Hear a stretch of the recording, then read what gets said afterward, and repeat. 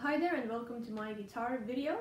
Some days ago I asked my patrons what they would want me to actually address in this video, and I received some tips via email, and there was a desire for me to make a beginner's video talking about the routines that you have to put yourself through when you are a virtuoso player, but also tips that then can be applied to people who don't necessarily do this full time or are on a professional level. So the number one rule when you're going to play guitar, and especially if you're going to venture into virtuoso material, is that you have to do an awful lot of stretches. You have to start your day and end your day with loads of different yoga inspired stretches. Preferably you'll go for a run or you go for loads of walks to loosen things up, and it is very important to actually do some meditation as well. Your upper body strength is very important, and I don't think I focused enough on that until now. So now, after having been injured for a long time, I'm more fixated on doing strengthening exercises to make my shoulders stronger, obviously. But when it comes to stretches and these type of things, you know, you're fighting a natural tension that will occur when you play something that is really fast or when you're playing things that are very challenging. Now this tension can then be heard in your guitar playing, and it can even prevent you from then finishing certain runs. So it is very important to then be completely and totally relaxed and have a breath that actually works nicely, even if what you're doing is extremely technically difficult. A very important thing as well is how you sit with your guitar. And I normally sit like a classical guitar player when I play, so I have this very nice looking footstool here today. You can use anything as a footstool. When I went to Shred over at the BBC, I just brought a whole bunch of books with me actually and used that. It was actually all of the Inspector Morse books, because my mom had them all in a nice beautiful little case, and I figured that that was a very nice height for my knee and for my leg. So I came over there to Shred with all of these books in this bookcase and going, yes, here you go, this is my footstool. Kind of funny. So this is very important. If you have a funny shaped guitar, like my Falcon guitar is pretty awkward in its shape, that makes it easier to then, because then you get room for the leg to kind of go inside the weird shape. So that enables you to sit even more correctly, funny enough. So I also do the mistake of sometimes hunching down like this or sitting like this, because what you're trying to do when you are playing guitar is you're trying to keep the guitar body as close to your upper body as possible.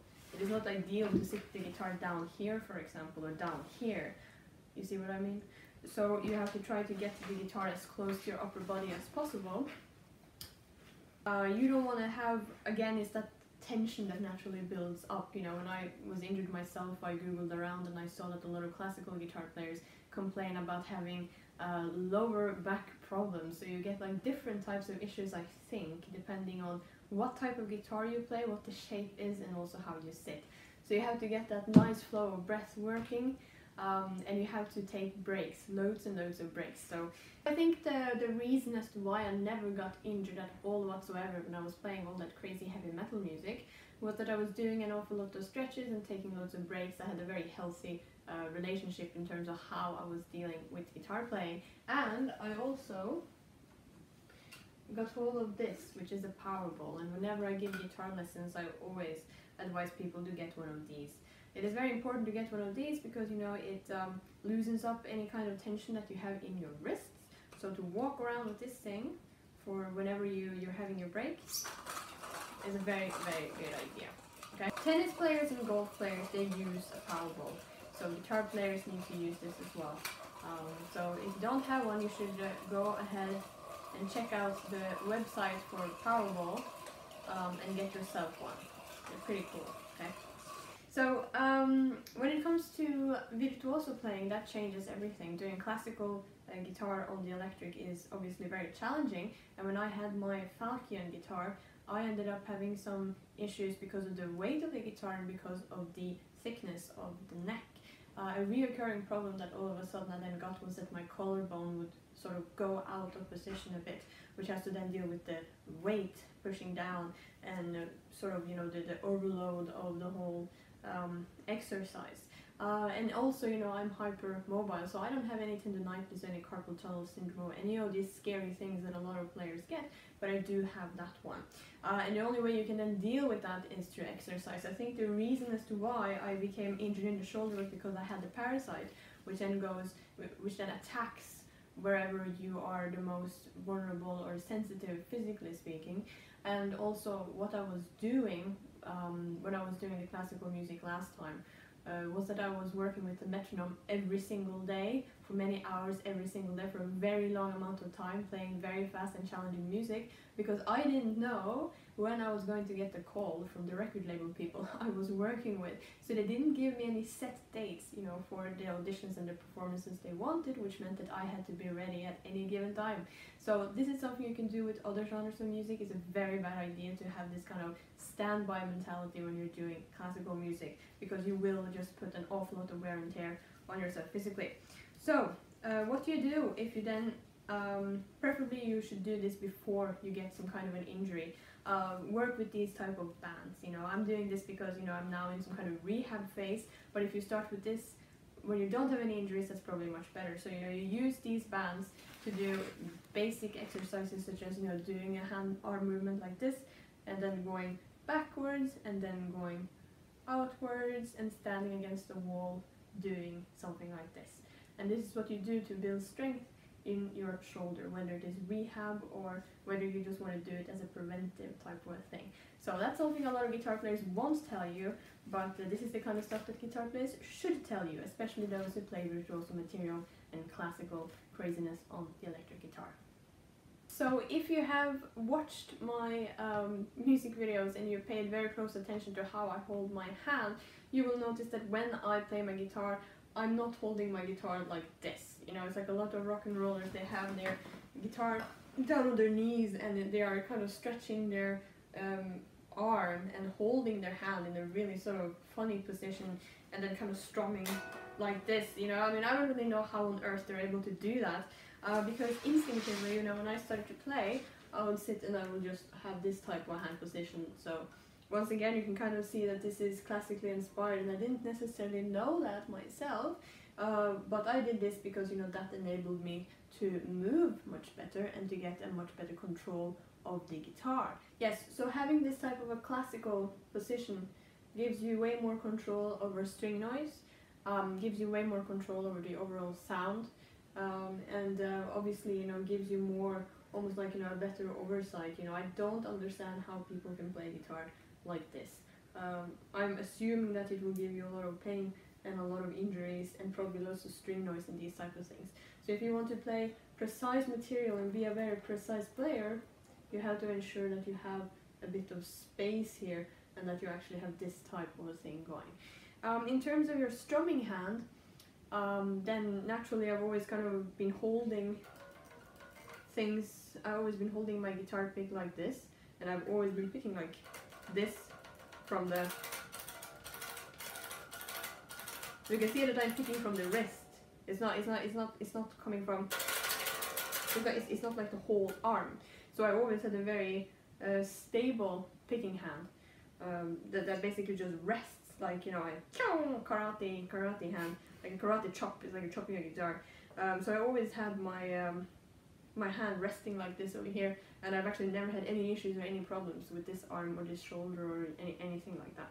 So this is how I sit, and this is how my positions are when it comes to my two main tools in a way. You know, how to make, what enables me to make the type of sounds that I'm making. A lot of guitar players, they get loads of injuries, and they get permanent injuries. People stop playing and things like that. So I think that, you know, instinctively, by just following, you know, what gives you discomfort, what doesn't give you discomfort, you know, I've just landed on a very classical style with this hand and a very heavy metal style with that hand, because, you know, you can't really do an awful lot of extreme picking from what I've understood, you know, what other players say as well. I mean, you can go very, very quickly, super quickly, when your picking hand is working like that. You know, I don't understand how you can go if your whole arm is gonna go like that, you know. I mean, I think that will be very problematic. A lot of people have been asking me if I have tabs for the classical music and the heavy metal music. And I wish I did, but you know, I don't write tabs myself and I don't write sheet music myself, but I would be very happy if I get that at one point. The reason why I'm bringing it up is that these type of tab books that are being put out there by established artists and whatnot, they don't necessarily come with a warning, you know, like you start playing guitar and you need to have some tabs to learn how to play heavy metal, and it doesn't really come with a warning saying, beware, you could get injured, do these and these things to avoid injuries.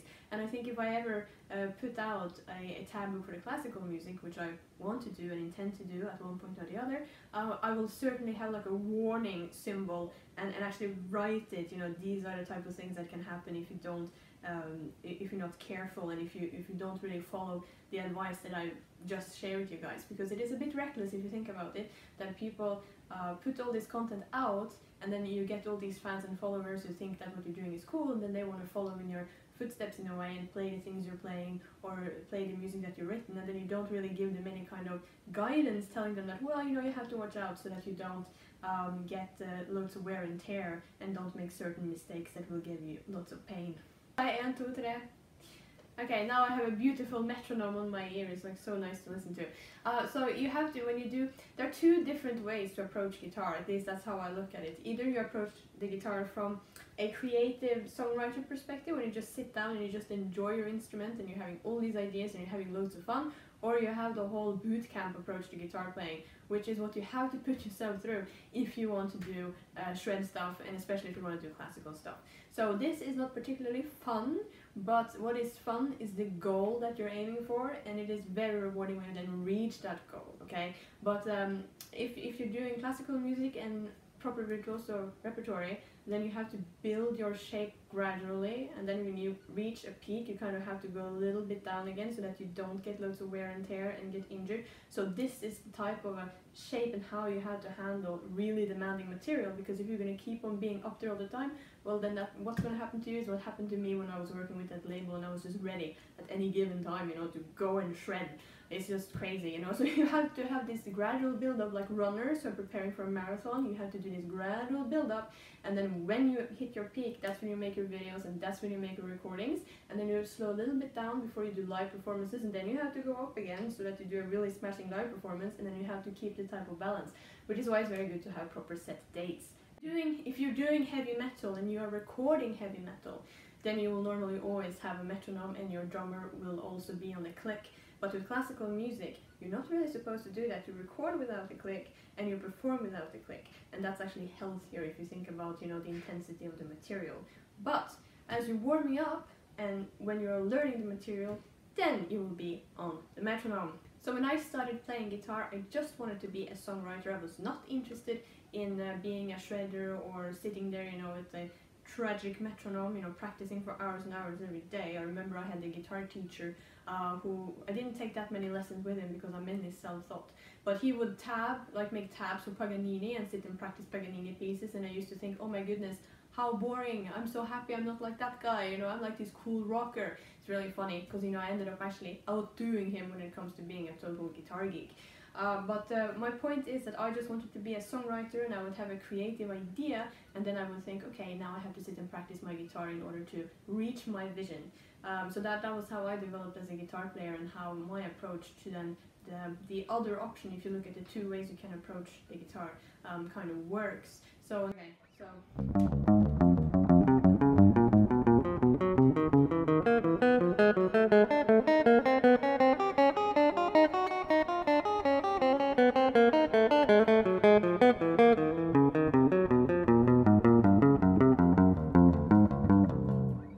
Okay, so obviously, you know, what you do then when you do this very spectacular warm-up exercise is that you keep on moving.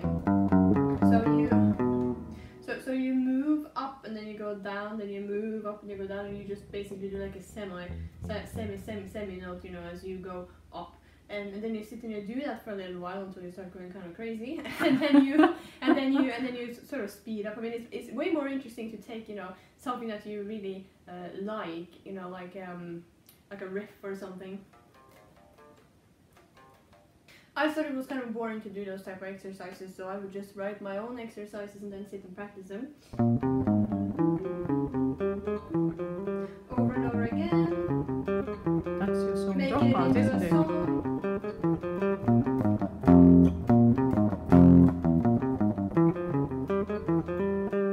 You see what I mean? So then I would sit and same thing with thou. I would kind of sit and practice it with a metronome then, because I had all these ideas, and then I would sit and practice so that I could kind of match up to the ideas technically. But warm-up exercises, you know, it's like I still do some of them, you know. Okay, this is another one. And I'll get the metronome back on. Here we go. Here's the warm-up. And 2, 3.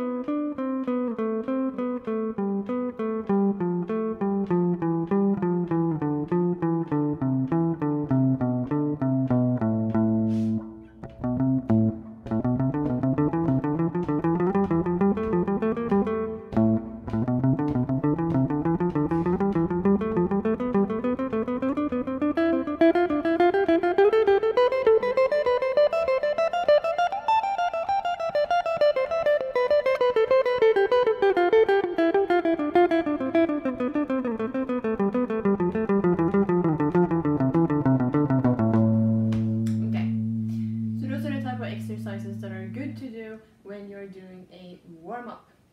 Okay, so another one that is really horrible, really nasty one, is this one. Okay, so the guy that I credited as my guitar mentor is Ramon Ortiz, and he showed me this horrendous warm-up.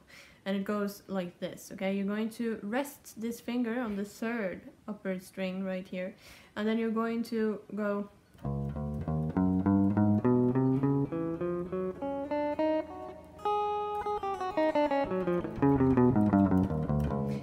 I'm just gonna turn off the metronome while I'm demonstrating. So it might seem like this is very easy.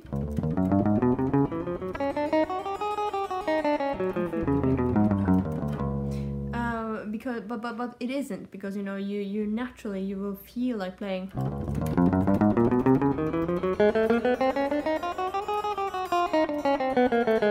And including. But it isn't that easy, because naturally you will feel like going. So, and then it becomes trickier, because the next time you do it, you put this finger down on the string, and then you're gonna go.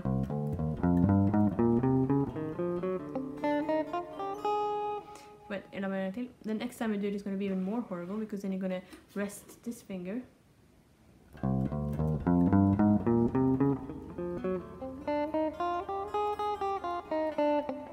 So it becomes increasingly difficult, you know, as you can hear.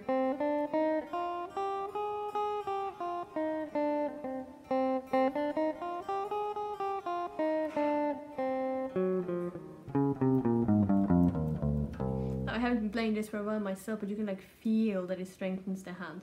And then you go over to this one.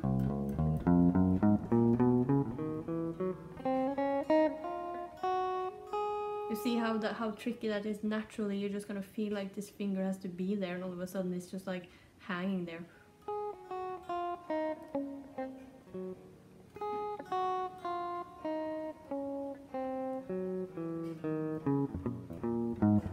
Can very easily end up being messy. Sen pleide du å spille den ganske fort. And then, yeah, I used to play this one very quickly, but I haven't done it in a while. But I feel like showing it. Done it for years. I haven't done it for years, but you know, I feel like showcasing it because it's a good thing to do actually.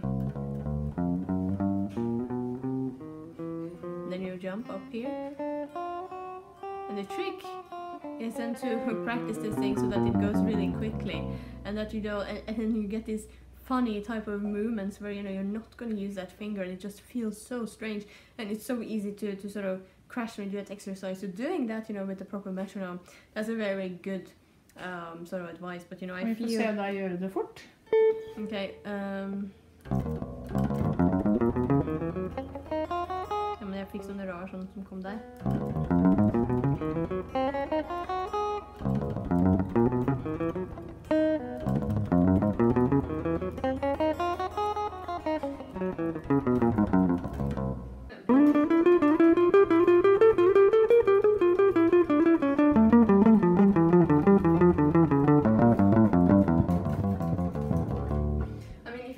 Something like that, and you're aiming to get into a recording shape where you're going to record an entire song with these type of runs, and you're aiming for a live performance as well when you're moving around and you're not just standing statically still, then obviously this is going to be more than enough. You don't necessarily need to have a warm-up, because you can take one of these, you can take one run like this, and obviously when I was practicing and basically doing a proper studio recording and doing performances of this, then you take a run like this one, and you're sitting there with a metronome, and you're zooming in on every single run that is in the piece, you know, like doing Zigeunerweisen, you know, taking every single one of those runs, taking Paganini, every single one of those runs, and sitting there looping and looping and looping and looping and looping.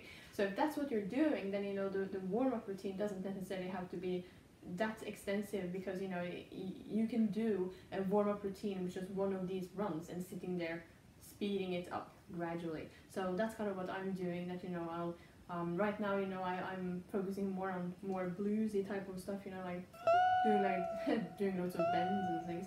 And bends, you know, that's also very funny, because you also need to adjust your fingertips to doing loads and loads of different bends. So if you're new to guitar playing, just sitting like this.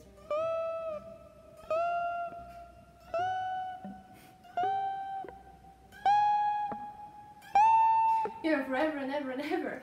That's kind of what you have to do, because you're trying to, you're basically just like you're trying to adjust your wrist and telling your wrist that, you know, this is a great, comfortable position. I mean, when I first started playing guitar, I would have pain in my wrist, you know, and I would sleep like this in my bed, because, you know, this isn't very nice. And just like you have to then tell your wrist that, oh, this is fantastic, you know, to sit like this, you also have to tell your fingers that, oh, this is not painful at all.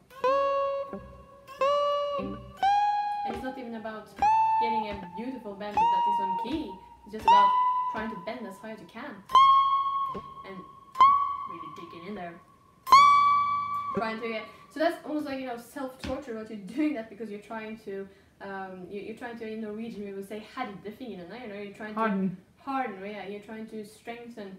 And like when you're out exercising, and it's terrible to exercise, especially when you're trying to get back into shape, you're going to be like all the time, and like that, you're trying to do the same thing with your fingers. And I got a little reminder of how horrible it is to have a prolonged break from guitar playing when I came back to guitar playing, and now I'm recording material, which you guys know, and I've had to have loads of breaks, because, you know, my fingers, they've gotten, you know, I kind of got the baby skin back on my fingertips again. So another thing as well, you know, when it comes to rhythm guitar playing, what I used to be doing when I was trying to, you know, I wanted to do all these cool heavy metal riffs. I wanted to do so I would just be sitting then, you know, and while I was watching something else, I would just go.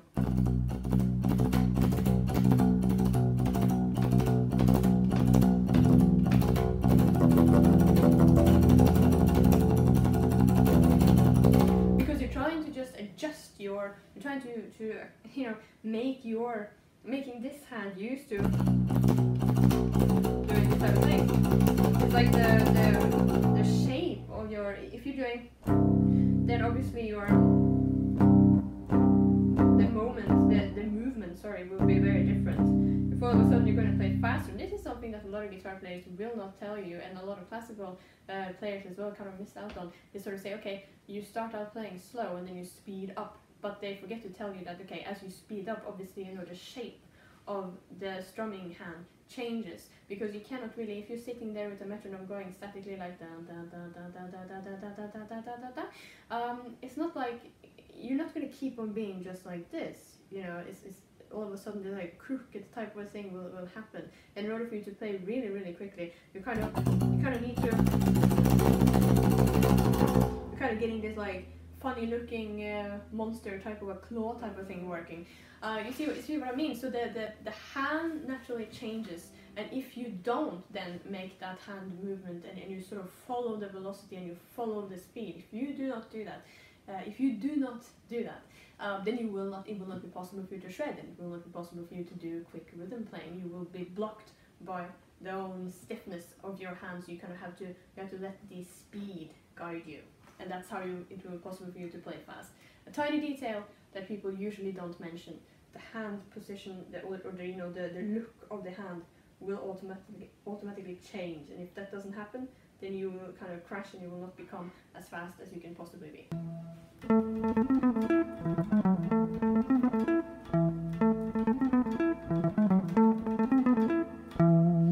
I mean, I certainly noticed that, you know, I'm still in the playing myself back into shape type of situation, especially because, you know, I'm focusing more on recording my own original music, because, you know, that makes me very happy. And I think if you have a prolonged break from playing, then if you actually manage to get yourself injured and all of a sudden you have all this like pain association with actually playing your instrument, then I think you need to kind of ease back into things a bit, and preferably do something that makes you really, really happy and excited at first, because obviously you'll have a bit sort of, you know, reservations, if that makes any sense. So I've done, you know, like the first thing I did when I started playing was to look at the classical and be like, oh my gosh, I hope I haven't forgotten everything, because I did everything by memory. And I remembered, you know, where to place my hands, so that made me very happy. But then, you know, I stepped back and sort of thought, okay, now I'm gonna go and write music, because that's the thing that I like the most. So I can certainly feel that, you know, I still have a long way to go to actually then get back into toccata, like proper toccata and fugue shape, and the other piece that I was working on before I got injured. And then obviously the most difficult thing I ever recorded is Introduction and Undercapriccio, so that's like way up there. That is the most challenging thing I've done. Then you have Zigeunerweisen, and then you have Paganini Caprice 24, and then you sort of have the and then you have the piece that I was working on before I got injured, and then you have toccata. That's like the easiest of the virtuoso things that I am doing. But it's nice to kind of step a bit away from that, because it is so extremely physically demanding. So I hope that you guys found this advice helpful. You know, I mean, when it comes to playing rhythm guitar and those type of things, you know, just sitting and going with a metronome going tick, tick, tick in the signature going. So you can sort of tell that obviously when you're strumming like this, it's very different than if you're going really fast. It's like the more and more you kind of get that claw type of thing, you know, and you just have to let that happen. You just have to follow the speed and let that naturally, and not try to sort of fight it, because if you do that, and I'm not going to mention any names, but, you know, I've seen other guitar players who then, you know, they can't really kind of break the speed limits. They kind of have this limit they can't get past, because, you know, their hand is just kind of like, oh, they don't follow the natural velocity that will force your hand to all of a sudden become this kind of claw shape. So you have to embrace the claw, because if not, you know, you're never gonna be able to play really fast. But, you know, so always keep that in mind when you see all these players talking about how, oh, you just play slowly with the metronome going tick tick tick, and then you just speed up gradually, and then they forget to sort of mention that, well, you're gonna get the claw, so never forget that. Okay, so thank you very much for watching. I hope you guys enjoyed this video, and if there is anything that you guys would like me to address or talk about, then please leave a comment here on my Patreon page, or send me an email or whatever, so then, you know, I can help you and address whatever questions you might have. So hopefully this was helpful. Hopefully you guys enjoyed it. Thank you very much for being patrons, and I'm wishing you all the best. Yeah, before I forget, tell your friends and share links to my page. That would be really great. So thank you for your support, and please remember to share my page and let your contacts and the people who you know, let them know about me and what I'm doing. Thank you very